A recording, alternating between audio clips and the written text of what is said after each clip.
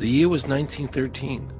Woodrow Wilson was president, and powerful banking interests, who had been trying for years, finally achieved their long-term goal of a silent coup d'etat by taking control of the American government. The first thing they did to accomplish their takeover was convince Secretary of State Philander Knox to lie to the American people and tell them that the 16th Amendment, the Income Tax Amendment, had been legally ratified by the states when it was not. The bankers knew that this tax would ultimately end up in their pockets. Because of this fraud, the American people were led to believe there was now a tax on their labor. Congress and the President are completely aware of this fraud, and it was even cited in a recent court case.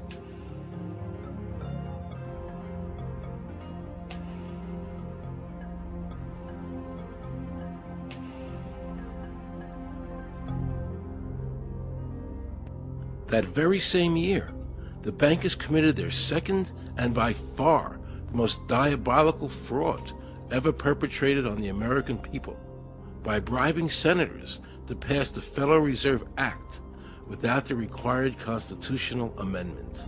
All in favor, say aye. They did this during Christmas vacation, when many senators were home celebrating the holidays with their families. And that's how the unconstitutional Federal Reserve Act came into being. They were very clever, and they understood that whoever issued the money for America would control the government. The bankers won, and the American people lost, because most politicians will sell their soul for $1. And now the Federal Reserve could issue dollars legally. As Mayor Rothschild said, "Give me control of a nation's money supply, and I care not who makes its laws." He knew that he and the other bankers would now control the laws of the nation. Government gave these bankers one of its most important powers, and now had to borrow money from them and pay interest to finance the government. So the American people were forced to lower their standard of living and pay a graduated income tax to the government, just so the government could give these bankers more profits.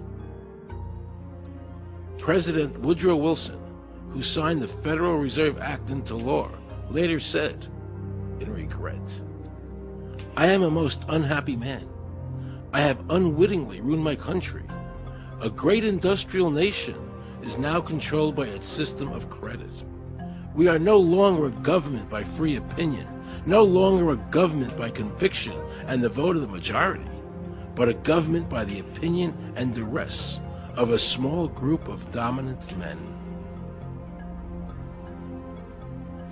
The Federal Reserve was created by Congress in 1913, and it was entrusted with the power granted originally to the Congress by the U.S. Constitution to coin money and regulate the value thereof.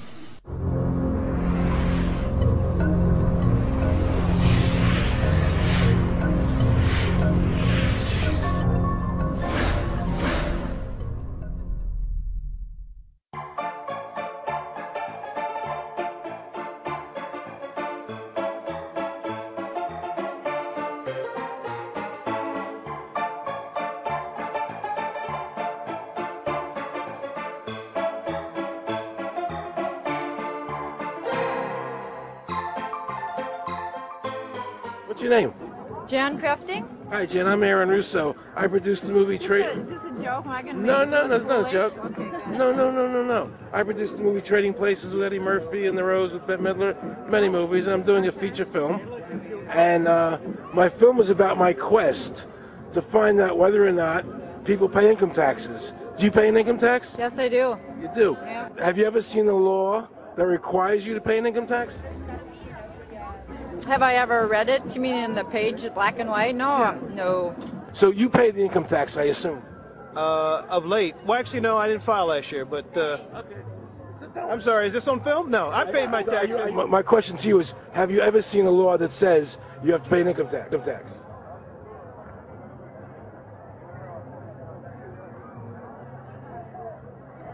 The law is that guy that wears that badge and a gun. That's the one that puts you in jail. That's the law. Actually, I can't stand the IRS. They're evil. Do you have any fear of the IRS? Not really, because I'm Canadian. I think it's actually unconstitutional, is what I've heard. Right. But to avoid any hassle, I pay it. If there was no law and I wasn't afraid of them coming and taking me to jail, absolutely, I wouldn't pay taxes. Okay, then no, I wouldn't pay income taxes. It's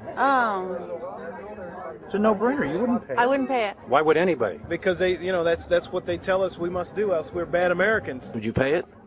No. Would you pay it? No. Why would you pay taxes if you're an actor?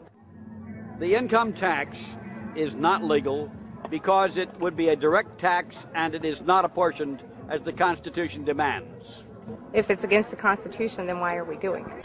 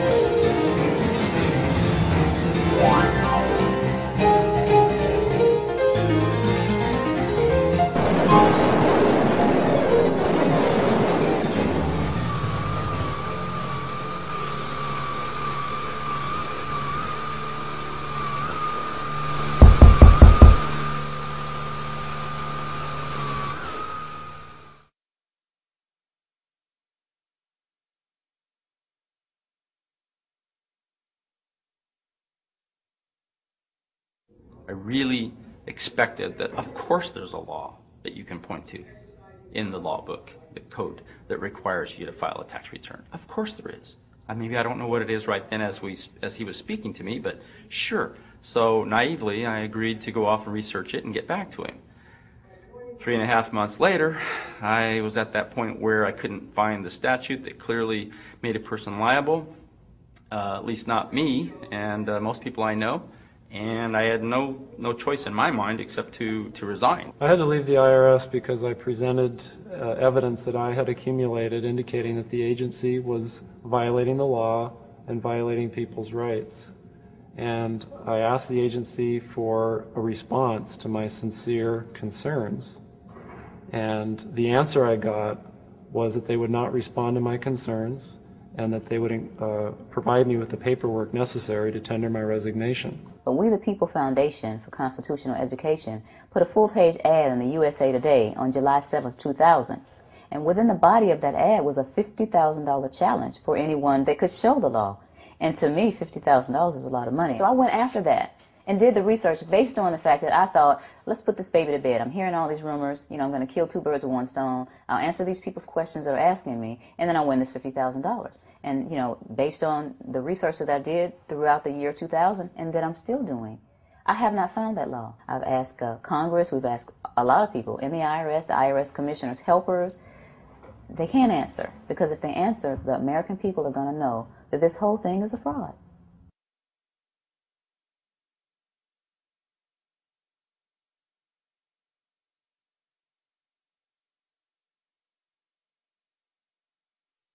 I was surprised to hear these highly trained and decorated IRS agents telling me there was no law requiring American citizens to file a 1040 or to pay an income tax on their labor. I haven't filed an federal income tax return since I left. I have not filed a tax return since 1999. Approximately 67 million people don't file an income tax return. I made a decision to go to Washington so I could attend the We the People Foundation press conference. They were going to serve a class action lawsuit on the IRS, signed by over 3,000 people, because the IRS has refused to show the law that makes Americans liable to file a 1040 or to pay an income tax on their labor. I was very curious as to why the IRS refused to show the law, as it seemed such a simple thing to do. Yet I was skeptical about the Foundation's claims. There had to be a law, right? I mean, we've all been told over and over and over again that we had to pay income taxes.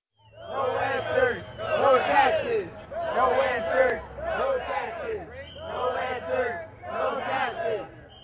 Most people believe that the income tax system is legal and that the revenue from the tax is used in the public interest. However, there is a substantial, conclusive body of evidence that proves that our income tax system represents the most pernicious form of tyranny. It is the greatest hoax ever perpetrated by government against the working men and women of America. American citizens, along with the Foundation, have been asking the IRS to specifically provide them with the underlying legal foundation upon which they administer and enforce the personal income tax laws in our country. At the national level, when people would attempt to contact somebody of a much higher authority, say the commissioner, same kind of thing. They would get answers that were in effect non-answers. There are a group of people standing outside today who assert that no law requires you to pay taxes and that you will not answer their petition to the government as to whether they're required to pay taxes. Are they required to pay taxes? I've been paying my taxes ever since I had my first job, and I think it's a fundamental construct of our nation that those of us who expect and demand the services from our government that the government provides, be they the protection of our country through the military, or be they the education of our children, or be they the protection of our environment, that we must pay for those services. So yes, I think there is a fundamental obligation, and that it's an understood and well accepted one.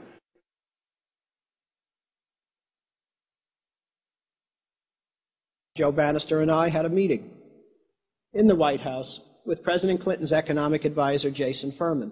He accepted the remonstrance for the president. On June 2nd, I called and spoke with him. His words were, "We have decided that the issue of the legality of the income tax is not a high priority matter for the White House, and we will not be participating in any conference on the subject."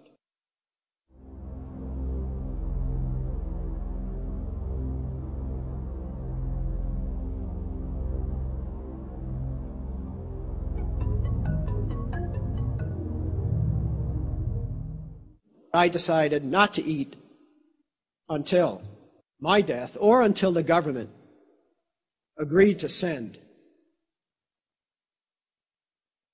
their experts to meet with the experts from the tax honesty movement.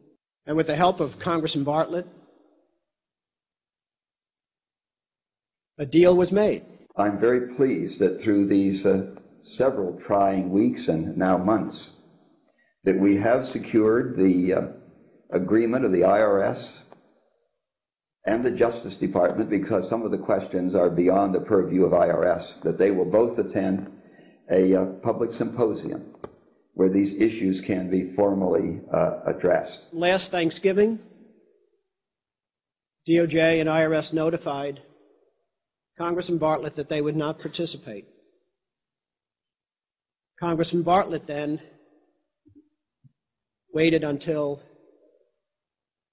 late January. He informed me that he would not be participating. Why do you think you've been able to get away with not paying or filing your income taxes for so long? Well, first of all, I've not gotten away with anything. I'm not hiding from anyone. I'm simply asking the IRS to show me the laws that apparently require me to do these things, and they are suspiciously reticent to answer questions from me, and of course there are millions of other people, many other organizations who have attempted to get answers. They act very suspiciously when asked to simply sit down at the table with the American people and discuss what their obligations are. Rather than pulling up a chair, they pull out a club. As a matter of fact, David K. Johnston of the New York Times asked Terry Lemons of the IRS, why won't the IRS answer the questions set forth in the petitions from the American people? Mr. Lemon's response was, the government is answering the questions through enforcement actions in the courts. This is a very chilling remark on the government's use of brute force instead of civility and logic. The federal government itself refuses to provide the American people who are coercively being subjected to this extraction of their private property without any underlying legal justification. There is no law that requires the average American worker in the private sector to pay a direct unapportioned tax on their labor and compensation for services. There is no law. Freedom! Today, effectively, the people have said to their servant government that that our rights are not going to be any longer denied, and that we're going to have answers to our petition, our legitimate lawful petitions for redress of grievances, which are guaranteed in the First Amendment to our Constitution. So once and for all, we will get an answer. On August 31st, 2005, federal judge Emmett Sullivan ruled, the government does not have to answer the American people's questions, even though it is guaranteed in the First Amendment. Our courts have made a decision that government does not have to show the law that it enforces. And the press never reported on this. Have we given this judge the authority to overrule the Constitution, the very foundation of American life?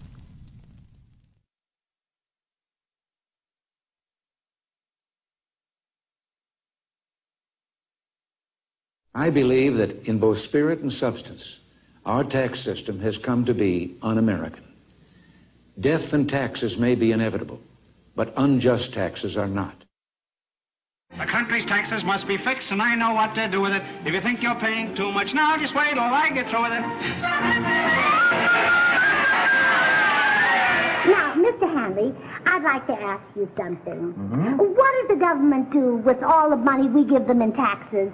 When President Reagan was elected, one of the first things that he did was appoint a blue ribbon panel of business people headed by Peter Grace, and is commonly referred to as the Grace Commission. And their job was to research all the various areas of the federal government and make a report. One of the quotes from the Grace Commission is, 100% of what is collected is absorbed solely by interest on the federal debt. All individual income tax revenues are gone before 1 nickel is spent on the services taxpayers expect from government. If we pay the salaries of the congressmen and the senators, we're supporting them, aren't we? Well, yes. Yeah. Well, then why can't we list them as dependents and deduct them? We've been brainwashed. People have been told, that you need this income tax system to fund government, which is absolutely ridiculous. I mean, my question is, well, if that's true, how did we fund government from 1776 to 1913? The main purpose of the income tax is not to raise revenue, but to redistribute wealth and to control society. A lot of people might say, well, gee, if there wasn't an income tax, what would happen to education? They don't understand that education is paid for the most part, out of state and local taxes, your property tax. People might say, well, how are we going to build and maintain our highways? If there's no money coming into the government, we need our highways. There is a tax on every gallon of gasoline that people buy. Every year, you give the federal government a form that says, here's how all my money worked. If you lie, you could go to prison.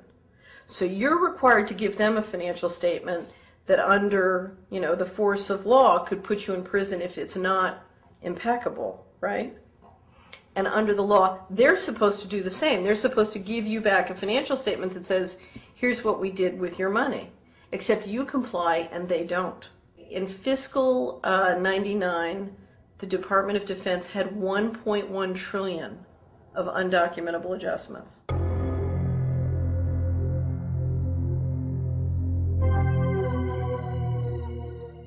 The following year, they had 2.3 trillion of undocumentable adjustments.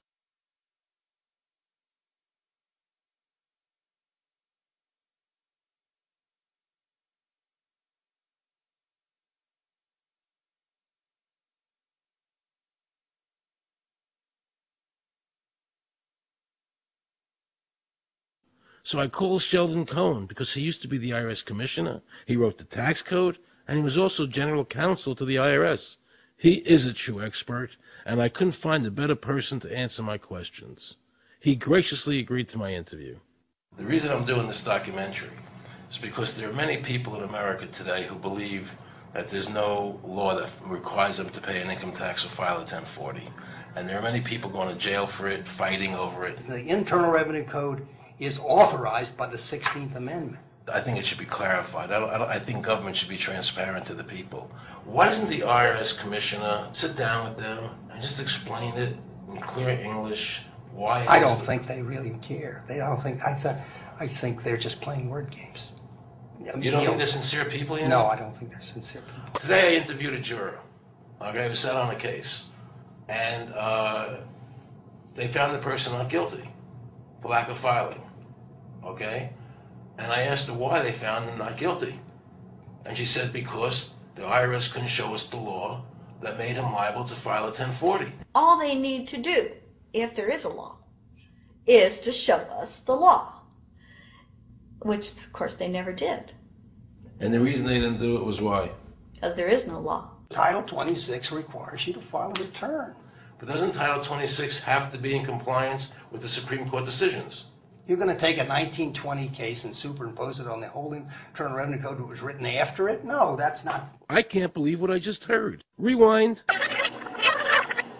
You're going to take a 1920 case and superimpose it on the whole Internal Revenue Code that was written after it? No, that's not. Remember he said earlier the Internal Revenue Code was authorized by the 16th Amendment? The Internal Revenue Code is authorized by the 16th Amendment. Remember, the Supreme Court said the 16th Amendment did not give the government any new taxing power. These decisions have never been overturned. Let's listen further. Can the lower courts overrule the Supreme Court? No. How are they putting people in jail today for not paying a tax on their labor when the Supreme Court said they don't have to? Doesn't the IRS code have to be in compliance with the Supreme Court? That's my big question. This is a waste of time. Well, because whatever I say, you're not going to believe. He's right. I don't believe him. And neither should you. He wants us to believe we should obey the IRS code, which is being enforced in violation of the many Supreme Court decisions. If the Supreme Court made a decision... Thank you, Aaron. I think we're finished. I'm sorry, Mr. Cohen, you're doing that. Well, I'm sorry that you constantly re-argue the point. You're liable because the law says that you're liable, and the courts say the law says you're liable, and that's why you're liable. You see, he's talking about the lower courts, who are not in compliance with the Supreme Court, as they have to be. Doesn't the court have to be in compliance with the Supreme Court? The Supreme Court has so held. Where? You caught me unprepared. I'll come back. Well, I don't want to do that. But let me ask you a hypothetical question. No. You're making silly arguments here. Why is the Supreme Court decision a silly argument? Well, because it's inapplicable. That made my heart stop. He just said Supreme Court decisions do not apply to the IRS. That's the behavior you would expect from a totalitarian country, maybe China or Russia or Cuba, not from America. They're just making up the law as they go along. Now I knew the tax honesty movement was right. The IRS thrives on intimidation and fear, not by law. It's no different than a criminal protection racket, using force to extract your money from you.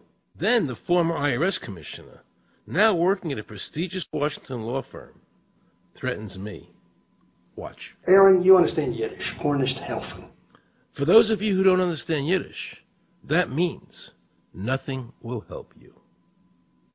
Now it all became clear. I understood why the IRS wouldn't go on camera and talk about where the law was. I understood why all the senators I called refused to be interviewed. There is no law. And now you know what our political leaders and the courts have known for decades and have tried to cover up. The United States Constitution strictly forbids a direct, unapportioned tax on the wages and salaries of American citizens. The United States Supreme Court has consistently ruled that the income tax is a tax on profits and gains, not on labor and wages. On behalf of the American people, I challenge the IRS to show me a statute that allows a direct, unapportioned tax on the wages and labor of the American people. And if I'm wrong, I will give my most humble apologies to the IRS. If the IRS is wrong, and there is no law, then every person who's been jailed should be let out of jail immediately. He was being tried for 4 counts of not filing his income tax. Okay. And our question was, well, what is to decide? Either he did or he didn't. It never occurred to us that he might actually be innocent while at the same time not filing. They called up the IRS agent, Agent Craner. Craner? Yeah. Robert Craner? Mm-hmm. This is Ken Doherty, who's also an investigator with the Illinois Department of Revenue. This is a request for a copy of the delegation of authority order. Right, and I talked to my boss about that, and he said that my badge is that. Badge is the authority. I thought it had to be in writing. The last question that the defense asked him was, did you write any of this down? And Agent Craner looked right at him and right at us, and he said, I never wrote anything down.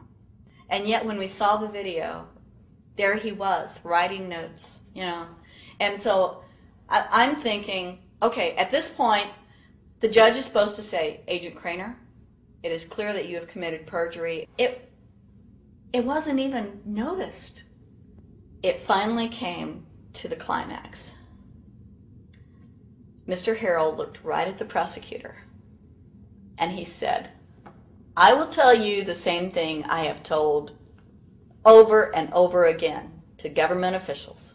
You show me the law that requires me to file a tax return, and I'll be glad to do it. And again, I ask, under what is the requirement that you claim and are required to do these things? And the requirement under the regulations is what section? My question to you is, what particular act are we discussing here that I am liable to do these things that you claim I'm liable to do? Your exact question would be again?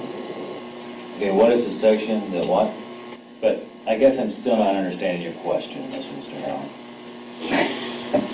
Well, you must be familiar with what that you have the police powers to enforce. Yes. The prosecutor absolutely ignored him. And he started slandering Mr. Harrell. Just started attacking his character. They're calling us tax cheats, they're calling us fanatics, they're calling us weirdos. I don't care what you call me, but I have one question. Where is the law? Show me the law. They can't let this turn into a rational debate, because if they do, they lose it. So they have to insult people and say it's frivolous. We felt like that there was an overall arrogance and that they were railroading Mr. Harrell and wanting us to participate. Judge Coogan, he looked right at us and he said, I will instruct the jury according to the law. We were sent to deliberation. The judge promised us that he would give us the law. And we looked and we looked and it was not there. 2 people, they kept saying, but he's going to get by with it. And I said, what is he getting by with but his rights? If there is no law, he's not breaking a law. He's just standing on his rights. Are we going to deny him that? That's when this one juror sat back and kind of rolled his eyes and he said, you mean we don't have to pay taxes?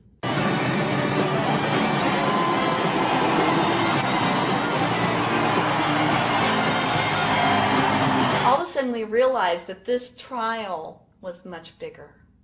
And the ramifications of this trial were going to be so broad if it actually got out.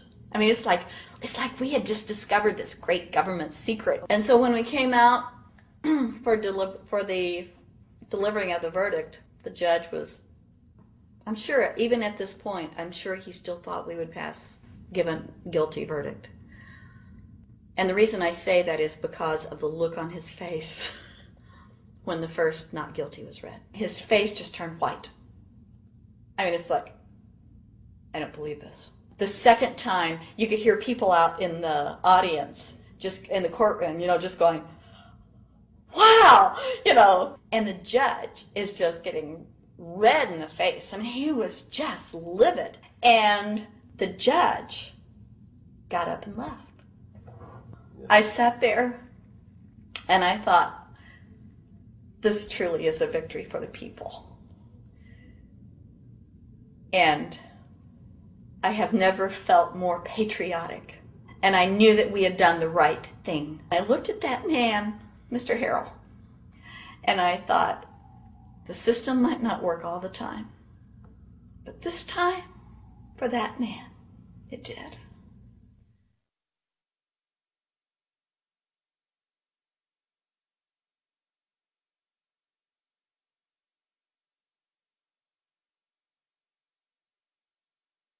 I had this really uncomfortable feeling in the pit of my stomach as I was thinking to myself, how did America transform itself from being a truly free country with a servant government where our individual rights were protected by our Constitution to being a country that talked about being free but really wasn't?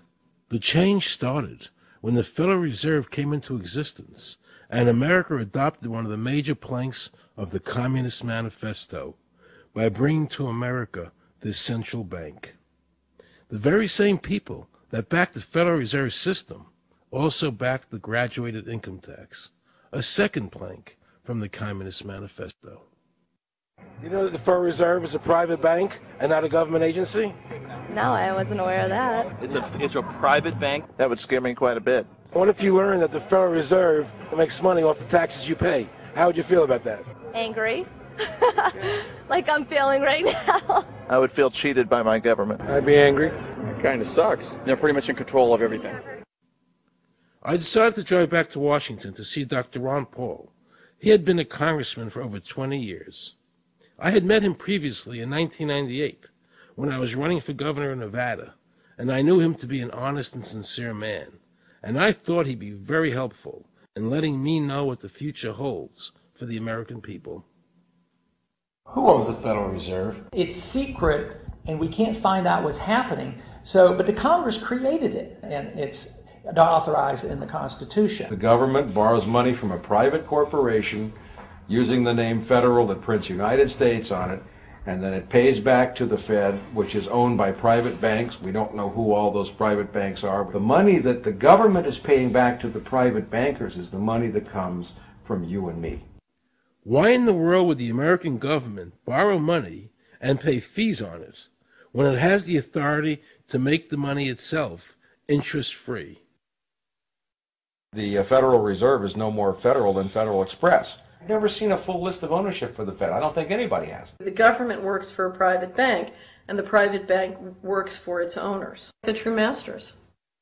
People talk to me about, the issue of Republican versus Democrat, as if they don't get it. And I say, look, here's the way you get it. It's organized crime. All you do is you call the Republicans the Genoveses, and you call the Democrats the Gambinos. The people at the top, they treat it like a crap game, like it's their crap game, like they're making lots of money. Occasionally somebody at the table shoots each other, but the moment anything threatens their crap game, they all unite to protect it. They're both controlled by the same financial, economic, and corporate interests. Once the banks get into the picture and they form a partnership with the government gives them the legal power now to create bank-issued money backed by the coercive power of government to require everybody to accept that bank money. In the course of the last century, they have converted this nation from a nation of independent freeholders to a nation of employees. And they're just one step away from being serfs. Most people spend the great bulk of their money for taxes, interest, and inflation. And all of that money goes to these two groups that comprise the cartel and their partner, the federal government. It's not a coincidence. So if Congress used its legal authority to shut down the Federal Reserve System, the American people would be much better off. Government should create, issue, and circulate all the currency. Creating and issuing money is the supreme prerogative of government and its greatest creative opportunity. Adopting these principles will save the taxpayers immense sums of interest, and money will cease to be the master and become the servant of humanity. Abraham Lincoln. Young people today are conditioned practically from the cradle on up to think that credit is a wonderful thing. You don't want to damage your credit. You want to do what you can so that you can go to the bank and get a good loan. There are no people who own their own property, who own their own houses, who own their own business, who finance their own business. They're only debtors. The average young person today has no concept that he's being drawn into a web, a trap. Like he's in the feudalist system, only he's going to like it. He's going to think, this is wonderful. I got my new red Corvette, and I'm in debt for the rest of my life, but I'm looking good. When a person borrows money, it puts a noose around their neck and makes them servant to the lender, which is exactly what the Federal Reserve System is designed to do. And now our Congress, so dominated by the banks, is helping them to entrap people even further by passing new bankruptcy laws, making it more difficult for the people to declare bankruptcy and get a fresh start, while at the same time allowing the banks to charge very high rates of interest.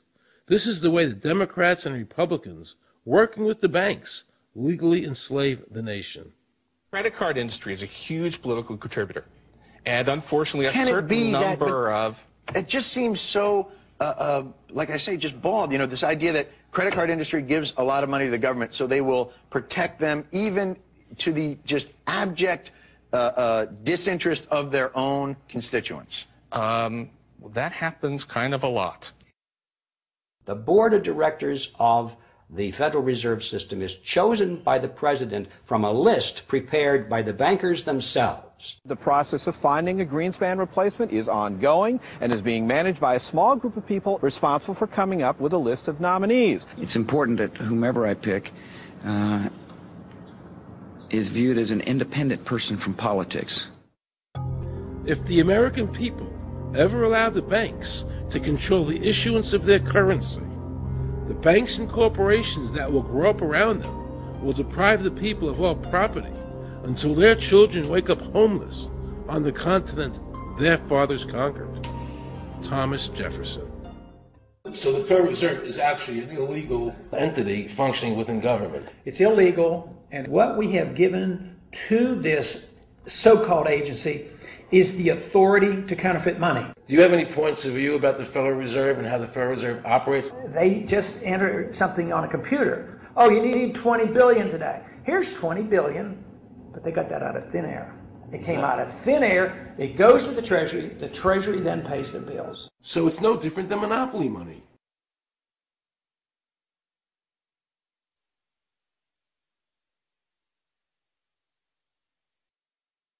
The cost of living is so high today because the Federal Reserve and the federal government have destroyed the purchasing power of the dollar.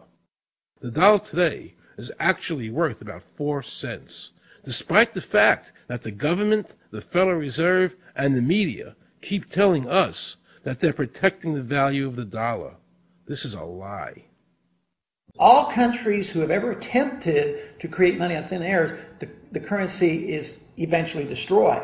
Why did we give a monopoly of creating money out of thin air to a private corporation? The result is exactly the same as if someone were picking your pocket every year, because that's exactly what they're doing. Originally, paper was a receipt which is used as evidence that the money exists. Over the years, of course, the government has disconnected the paper from the actual tangible substance, which is money. So now we have a piece of paper which is evidence of nothing. In the past, people were able to take their receipts, the paper, to the bank and get the real money, the gold, in exchange for the receipt. This limited the amount of money that could be printed, thereby protecting the purchasing power of your savings. You don't have to worry. That's good, because I work 3 jobs and I feel like I contribute. You work 3 jobs. 3 jobs, yes. Uniquely American, isn't it? I mean, that is fantastic. In the absence of the gold standard, there is no way to protect savings from confiscation through inflation. There is no safe store of value. Gold stands as a protector of property rights. Alan Greenspan, before he went to work for the Federal Reserve System. Now Alan Greenspan and the other central bankers want you to believe that the receipt, the paper, is the real money. This is nothing more than sleight of hand. It's a magician's trick. Because for them to maintain control over the government and the people, they have to convince you that this paper is really money, because that is the essence of their power and our powerlessness to maintain control over our own government.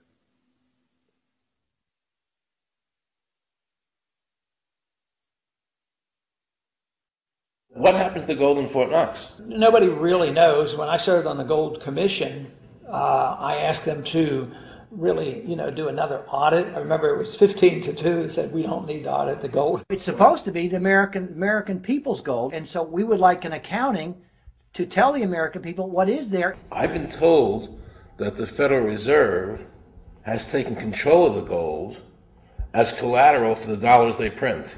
They list gold on their balance sheet. How could the Federal Reserve, this private bank, list gold on the balance sheet? They claim they're holding that for the Treasury. So that puts private bankers in control of the American gold. They could have taken all of America's wealth. That's a possibility. Shouldn't the Congress stand up and say, where is the American people's gold? They're not audited. They control the money of America, and it's not audited? There is no audit. Oh, wait a second. Doesn't the Federal Reserve work underneath the Congress? Congress ignores their responsibility to do any oversight. The president really has no control, nor does the Congress have any control over this cartel. It just has the appearance of control.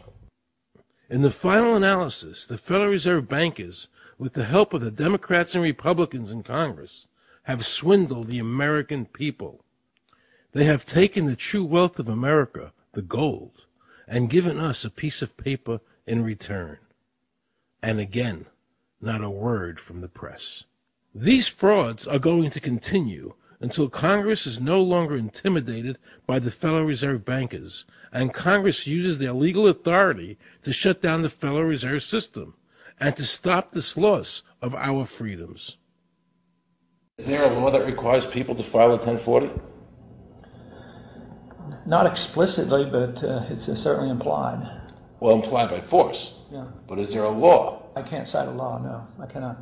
But, if they think it's the law and they have all the guns, it's an authoritarian approach. Well, yeah, but that's authoritarianism. Yeah. That's not a country run by law. Do you think America is going deeper and deeper into becoming a police state? And if so, in what ways do you see that as a congressman? Yeah, I think we're moving in that direction because there's not much we can do without permission. The absence of a police state is that people are free, and if you don't commit crimes, you can do what you want. But today, you can't open up a business, you can't develop land, you can hardly do anything. You can't go to the bank, you can't go to the doctor without the government knowing what you're doing. And they talk about medical privacy, that's gone. Financial privacy, that's gone. The right to own property, that's essentially gone. So you have to get permission from the government from almost everything. And if that is the definition of a police state, that you can't do anything unless the government gives you permission, we're well on our way. This is something that people eventually, I hope, will get sick and tired of and say, enough is enough. I sincerely believe the banking institutions having the issuing power of money are more dangerous to liberty than standing armies. Thomas Jefferson. You must understand the Federal Reserve is a cartel made up of the major banks in America, and they are the ones that are running the show, not the federal government.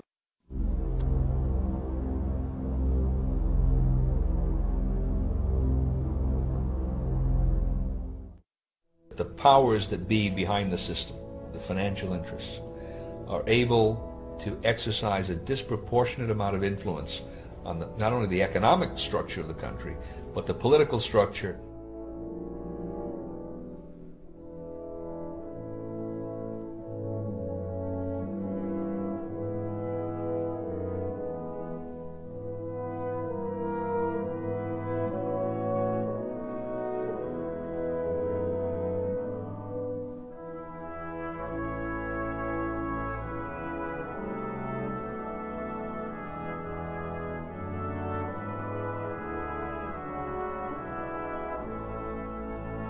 This would be like the ultimate reaching into our personal health lives, which would be unbelievable. And not even our government, some, bureaucratic, diffuse, multinational, secretive government.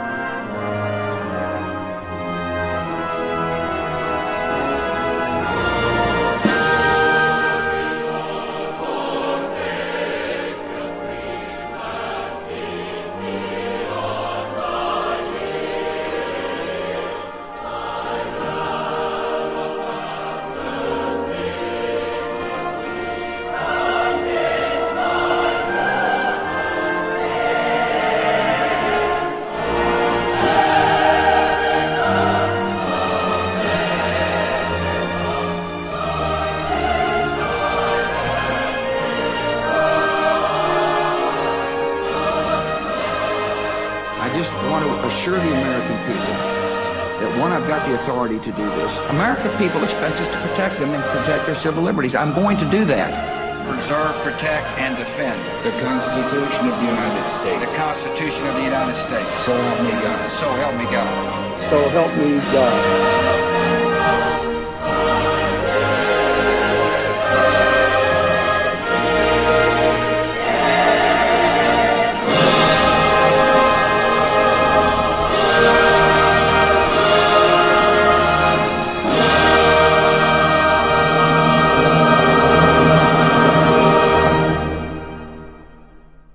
What happens if your own government is using more force and more coercion on its own citizens for the purpose of achieving its political ends? Is that government engaged in terrorism?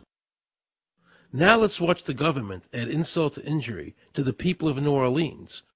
No one will be able to be armed. We will take all weapons. That happened today in this wealthy neighborhood where homeowners had armed themselves to protect their mansions. Residents were handcuffed on the ground. In the end, police took their weapons but let them stay in their homes. Wasn't that kind and generous of the government to allow people to stay in their own homes? How thoughtful. Of course, they couldn't defend themselves from looters.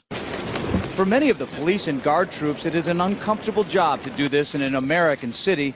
You never expect to do this in your own country. Walking up and down these streets, you don't want to think about the stuff that you're going to have to do. We are losing our right to property. The government is getting more pretexts to seize it, using the power to confiscate it with eminent domain. The asset forfeiture laws have proliferated. It's easier for the prosecutors to come in and make an accusation against you and confiscate your property even though they have no evidence that you've done anything wrong. Guilt or innocence doesn't really matter that much because it's very convenient for the government. Unfortunately, what is being sold to the American people today as Americanism, if you peel off the label, you find so much similarity to what we were fighting against when we were fighting communism and Nazism and fascism. The government's now putting a national ID card together and they want checkpoints. We will be carrying our papers, and they have recommended there'll be checkpoints throughout the country. Isn't that what Nazi Germany did that everybody in America was against? Papers, please. May I see your papers? May we see your papers? I don't think I have them on me. In that case, we'll have to ask you to come along. Wait, it's possible that, yes. Here we are. These papers expired 3 weeks ago. You'll have to come along. Halt!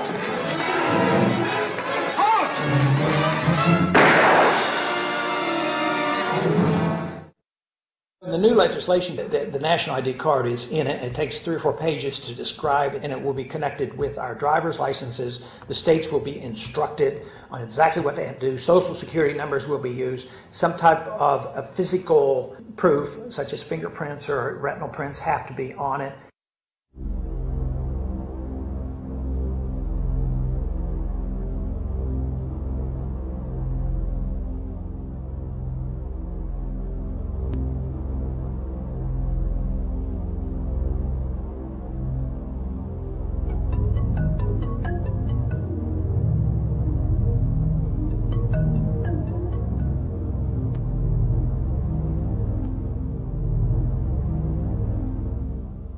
It is time to wake up, America.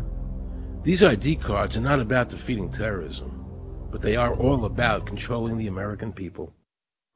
I arranged an interview with Catherine Albrecht, a leading authority on the RFID chip. Her book entitled Spy Chips is the definitive book on this subject. I wanted to find out just how dangerous these chips are to our liberties.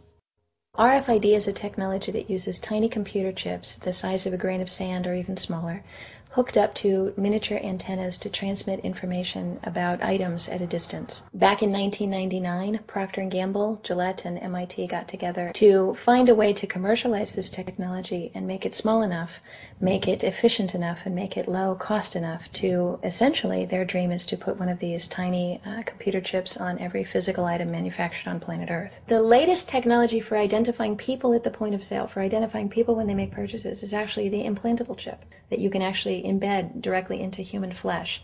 It's a tiny glass capsule about the size of a grain of rice. It contains an RFID computer chip with a coiled antenna, and it can transmit information also at a distance.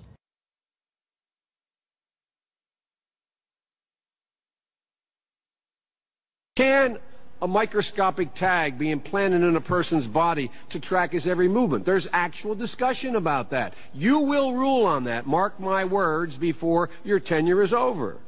Homeland Security folks, the Department of Defense, and others have expressed an interest in being able to more closely monitor the U.S. populace. And one way to do that, of course, would be being able to determine who buys what and where they take those things.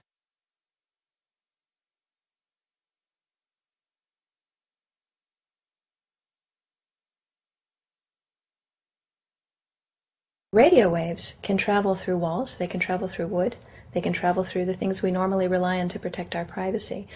For example, your purse, your backpack, your pocket, anything you're wearing or carrying. Kraft Philadelphia cream cheese has been tagged with RFID and sold to consumers, as have Mach 3 razor products and other Gillette razor products, without the knowledge of the consumer. One of the tiny chips could actually even be the dot on the letter I on the back of the fine print on a package that you purchase. They were talking about having reader devices in every airport, on every bus, on every train, on every port, on every dock. One of the most worrisome applications of RFID are proposals to put them into cash, meaning that you would be able to track every banknote, where it had been, who it had been issued to, and create, in essence, an audit trail.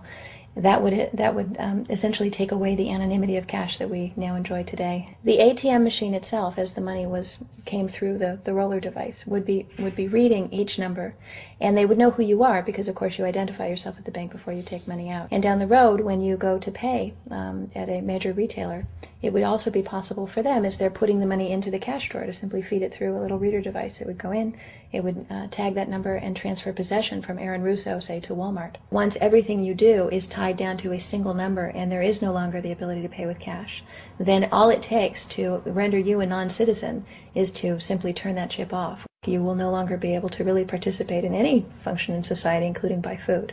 So through the implementation of the Federal Reserve System, the American citizen has gone from being a private individual who had real money, gold, in his possession that was private, to a citizen who has no privacy because all money is now being digitized. They can deduct whatever amount of money they want out of your digits whenever they want. They can trace you whenever they want. You'll be at their mercy.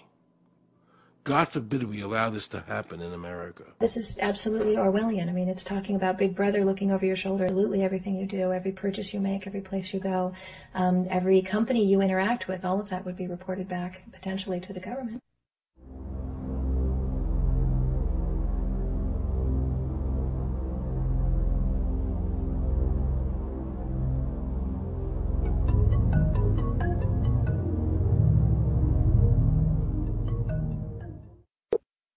Have we become so controlled and so ignorant about our rights that big institutions and big government can do whatever they want with us, even without our approval? I knew for certain the Founding Fathers would resist to the death what is happening in America today. And I, for one, will not accept a national ID card. And if nobody accepts a national ID card, and nobody can board a plane without one, then let the airlines go bankrupt. And if you can't open a bank account in a big money center bank, then open an account in a small local bank. And if we can't walk into a federal building, I personally would consider that a blessing. Don't allow these institutions to dictate to us how we conduct our lives. This is America, and we have free choice. We the people have all the power, not the government. Government gets its power from us, not the other way around.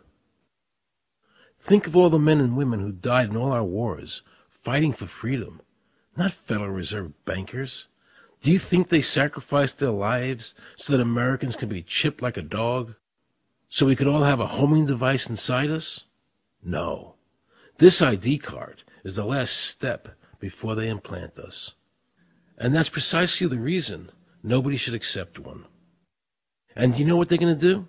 They're going to call in the propaganda machine, the media, and try and sell this as if it were in everybody's best interest. We're working on a product that we have called internally a PLD.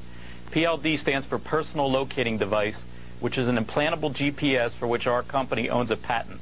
The hybrid of the two of these products, being Digital Angel and Verichip, is what we call PLD.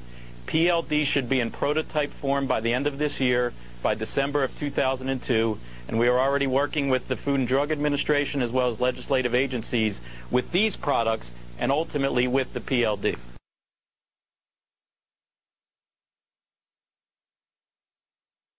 We have a Florida family who are really pioneers in a brave new world. They have volunteered to be the first ever to have microchip identification devices implanted into their body. After 9/11, I was really concerned with the security of my family. I wouldn't mind having something planted permanently in my arm that would identify me. Talk about identification papers. Watch what happens to a woman in Florida whose license was suspended. Get out of the car or I'm going to tase you. The next street off the Seacrest.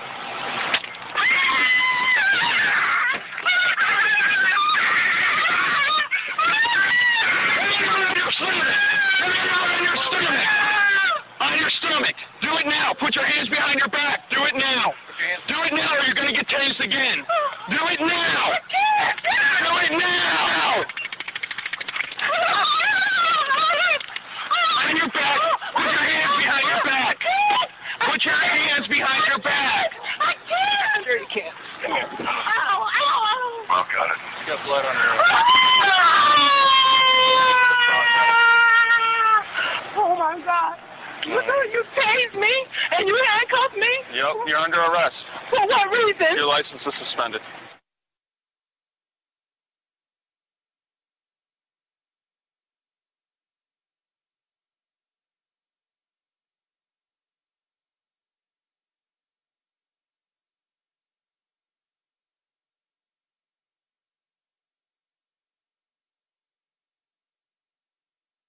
And to continue to pile name upon some wall in the future for a strategy that has failed. That's the distinction.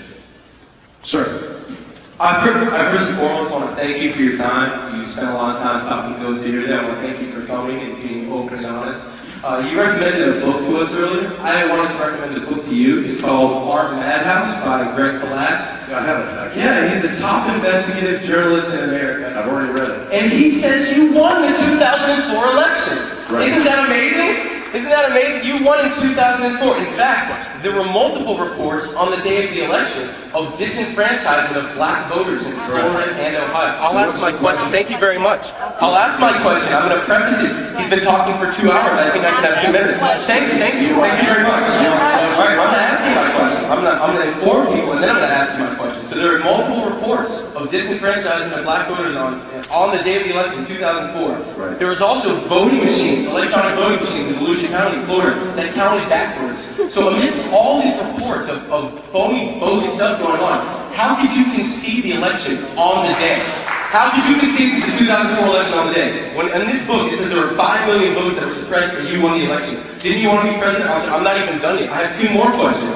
If you were so against Iran, how come you're not saying, let's impeach Bush now? Impeach Bush now before we can invade Iran. Why don't we impeach him? Impeach Bush. Clinton was impeached for what? A blowjob? Why don't we impeach Bush? All right? Also, were you a member of Skull and Bones in college with Bush? Were you in the same secret society as Bush? Were you in Skull and Bones? Thank you for cutting my mic. Thank you. Are you going to arrest me? Excuse me. Excuse me. What are you arresting me for? Whoa, whoa, whoa, whoa. Is anybody watching this? I'm not doing this. I want to see you. Get off me. Get off me. What the fuck are you doing? Get off me. Hey, hey. What are you doing? What are you doing? What is going on here? What is going on here? I want to stand and listen to the answer to my question. Why are you arresting me for asking for help? Help! Help! Are you kidding? You're arresting me! Help!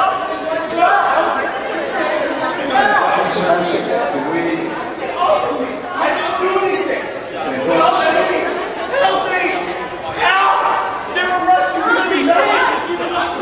He's got a taser on his chest. I mean, this really is ridiculous. He's an idiot. Hands behind your back! I think if everybody just this situation would happen. You don't have an option. You just stand up. Hold on your stomach. And, fortunately, he's not available to come up here and serve me as president. Why are they arresting me? Did someone do something here? I'm being arrested.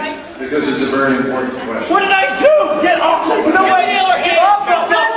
Get the fuck off me, man! I didn't do anything! Don't tase me, bro! Don't tase me! I didn't do anything! Ow! Ow! Ow! Ow! Ow! Ow! Let me go! Let me go! Let me go! Why? Why are you doing that? Oh my God! Back up! Back up! Why? What did I do? What did I do? What did I do? Come on, Papa. All the power is in the people. And to the extent that government becomes alienated from the people, does things that people don't want, power is transferred until you finally come to a police state, totalitarian state, whatever word you want to give it, where the desires of the people really have no consequence. They go out and they vote. Doesn't make any difference which candidate they elect. Now we can see a new world coming into view. A world in which there is the very real prospect of a new world order. The New World Order will be built. An end run on national sovereignty, eroding it piece by piece, will accomplish much more than the old-fashioned frontal assault. Council on Foreign Relations. We shall have world government, whether or not we like it. The only question is whether world government will be achieved by conquest or consent. Paul Warburg, Council on Foreign Relations and architect of the Federal Reserve System. There's a group that get together internationally and they sort of play God with our money. You think that's part of what George Bush said was the one world order? They can't have a new world order only with a world police, military. Right. I think the financial system ultimately is even more important than the guns. The central bankers of the world are working together to create a one world government, a global police state as sinister as anything George Orwell ever wrote about, where every person on the planet Earth will have an RFID chip implanted, where the bankers and the governments can monitor every transaction you make. A chip in everybody would be the universal monetary system par excellence, because there'd be no escape from it, and you'd be totally under the control of those who issue the electronic impulses in that chip. Their strategies are being accomplished through the World Trade Organization, the International Monetary Fund, and the Bank for International Settlements, which is the central bank for all the central banks of the world. Most people don't have a clue that these unelected private bankers actually control the governments of the world. They have financed and profited from every war since World War I, without concern for humanity. The war in Iraq is an attempt by the Federal Reserve and their partner, the Bank of England, to control the Middle East and to make it a part of the New World Order. To defend the New World Order, U.S. soldiers will have to kill and die. Arthur Schlesinger, Counselor on Foreign Relations. Military men are just dumb, stupid animals to be used as pawns in foreign policy. Henry Kissinger, Counsel on Foreign Relations. Now let's listen to this quote by Robert Reich, a member of President Clinton's cabinet and one of his most trusted advisors. The dirty little secret is that both houses of Congress are irrelevant. America's domestic policy is now being run by Alan Greenspan and the Federal Reserve. America's foreign policy is now being run by the International Monetary Fund. Dr. Carol Quigley, professor from Georgetown University, who was also President Clinton's mentor, said in his book, Tragedy and Hope, the powers of financial capitalism had a far-reaching aim, nothing less than to create a world system of financial control in private hands, able to dominate the political system of each country and the economy of the world as a whole.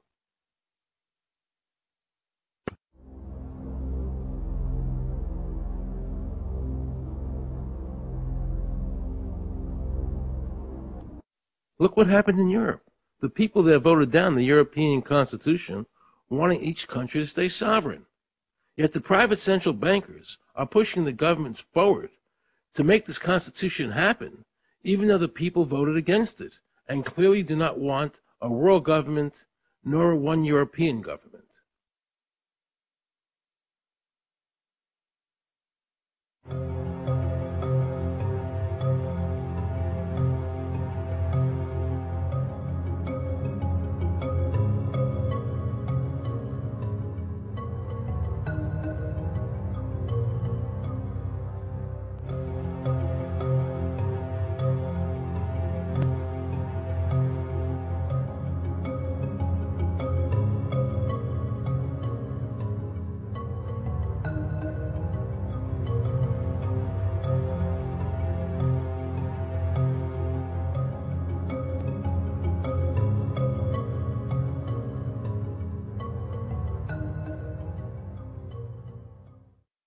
Now pay close attention to this quote by David Rockefeller, and you'll understand what is happening in the world today and where the American people are heading as a nation.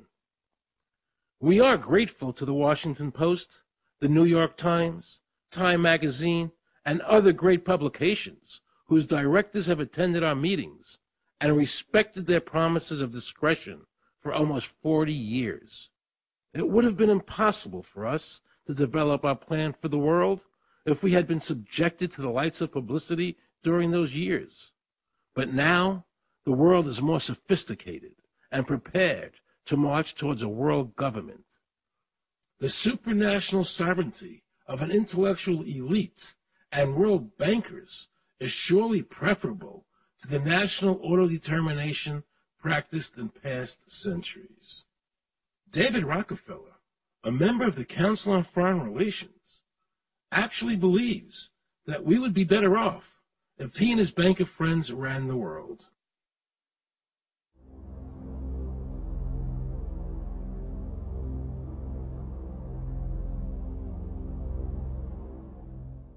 Benito Mussolini had a great quote about fascism. He said that fascism should be called corporatism more properly because it's the perfect merger of power between the corporation and the state. That's how we define fascism. And that's what we're seeing here. The media controls the information that a person gets. In various ways, they can make sure that the average American watching the tube or reading the newspaper is going to come out with a certain mindset. He's going to say, this is good, that's bad, and that's all they have to do. You look at the ownership of corporate media in this country. Who owns CBS? Viacom? Who owns NBC? GE? Who owns ABC? Disney? Americans have been taught to expect their salvation from government instead of recognizing government as the most dangerous threat they'll face in their lives. And the United States putting together a constitution now for Iraq You know, why don't we just give them ours? I mean, think about it. It served us well for over 200 years, and we don't appear to be using it anymore, so what the hell?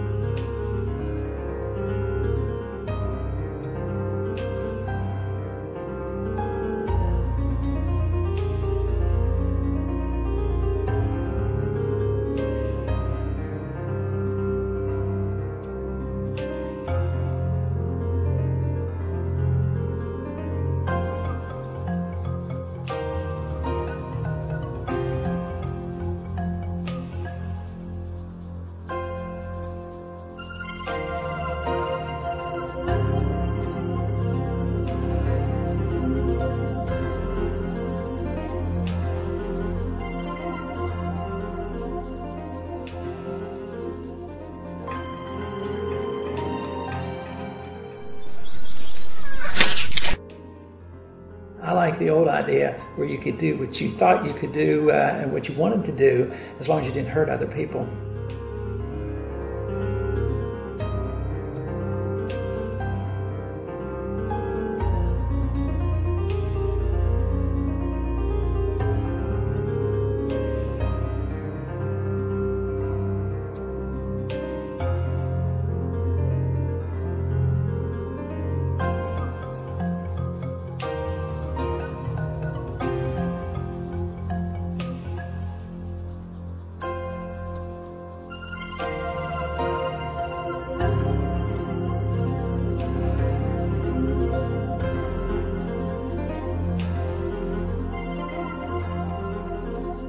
I think that the ultimate choice that's being presented to mankind is that it's time to either evolve or perish. Grow up or die. Become adults. Act like adults. Take some responsibility.